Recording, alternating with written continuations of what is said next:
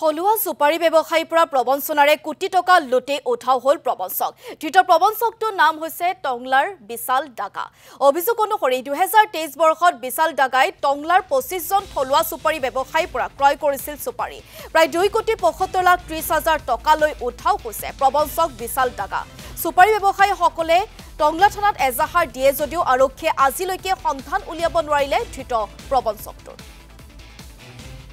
আজি এবছৰ পাৰ হোৱাৰ উপক্ৰম যোৱা 2023 চনৰ জুলাই মাহৰ পৰা অক্টোবৰ মাহৰ ভিতৰত আমি 2 নম্বৰ গৰিয়াজাৰ টংলা ভেৰগাঁও খাৰুবিটিয়া আদি অঞ্চলৰ থলুৱা ক্ষুদ্ৰ সুপাৰী ব্যৱসায়ীসকলে আমি ঘৰতে থলুৱাভাৱে উৎপাদন কৰা চেকি সুপাৰীসমূহ টংলাৰ স্থায়ী ব্যৱসায়ী স্বৰ্গীয় বিনোদ ডাগাৰ ল'ৰা শ্ৰী বিশাল ডাগাৰ ওচৰত বজাৰ মূল্যত বিক্ৰী কৰিছিলোঁ।